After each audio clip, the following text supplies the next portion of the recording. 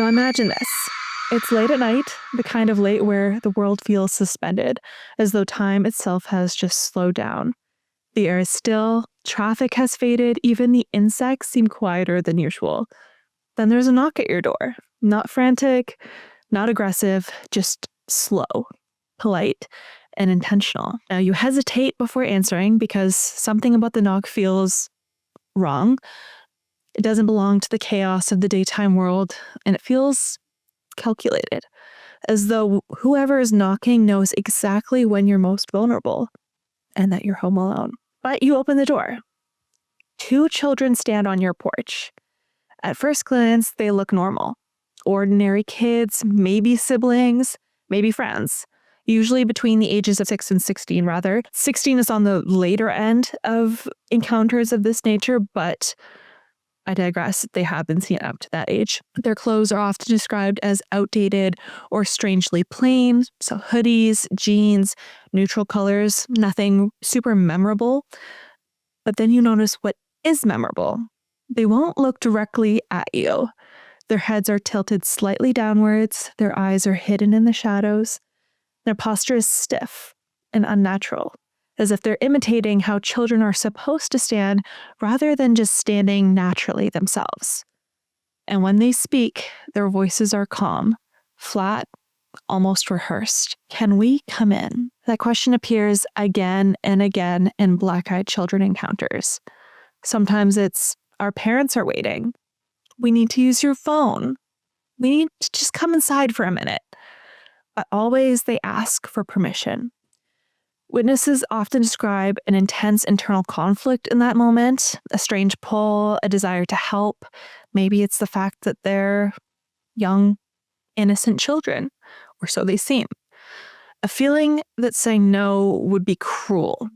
And yet at the same time, there's almost a sense of terror, a deep primal fear that floods the body without any explanation.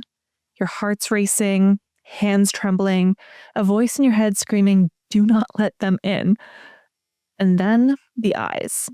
When the children finally look up, witnesses describe seeing eyes that are completely black.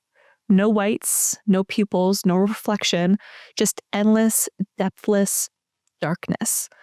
The phenomenon known as the black-eyed children, often shortened to BEKs in some depictions as well, entered modern paranormal discussion in the mid-1990s. But many researchers believe encounters go back much, much further. One of the most cited modern cases occurred in 1996 when journalist Brian Bethel shared his experience publicly. Bethel was sitting alone in his car late at night in a movie theater parking lot in Abilene, Texas. As he waited, 2 young boys approached his vehicle. They knocked on his window. Immediately, Bethel reported an overwhelming sense of dread, a fear so intense it felt physical. The boys asked for a ride home so they could get money to see a movie. Their speech was polite, formal, and strangely adult. As they spoke, Bethel noticed he couldn't bring himself to look directly in their eyes. But when he finally did, he noticed the one thing. They were black.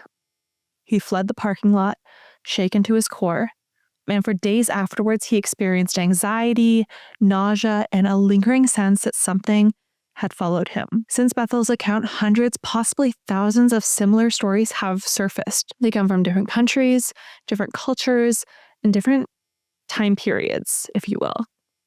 Yet, the details remain disturbingly consistent. The encounters almost always occur at night. The children almost always ask permission to enter. And the fear is almost always immediate and overwhelming.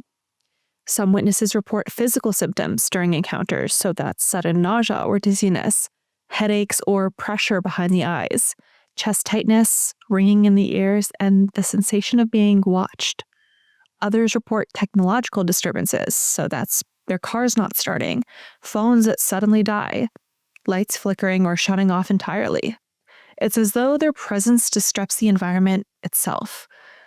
Perhaps the most disturbing account from those who nearly left them inside, people describe feeling as though they were mentally influenced, as if their fear was being overridden by compulsion to comply.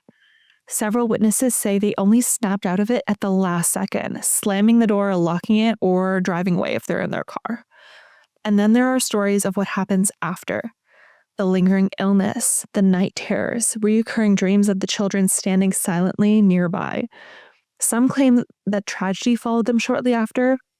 That could be in a form of financial ruin, severe health issues, or even the death of loved ones. Now, skeptics argue that those are coincidences, of course, but paranormal researchers notice a troubling pattern. But what exactly are black-eyed children? There are several prevailing theories. One suggests that they are demonic entities, beings that mimic human form but lack true understanding of emotion. So the black eyes in this theory represent their inability to fully replicate humanity. Another theory proposes extraterrestrial origins. Some believe the children are hybrids or scouts attempting to learn human social norms, but failing in subtle and terrifying ways. Others believe the black-eyed children are spirits of deceased children, possibly tied to trauma, abuse, or sudden death. And their need for entry may symbolize unfinished business. And then there's the oldest theory, that they are something ancient. Predators that have evolved alongside humanity. Creatures that understand one unbreakable rule. They must be invited. Whatever the truth may be, one warning remains consistent across all accounts. If you encounter black-eyed children, do not invite them inside.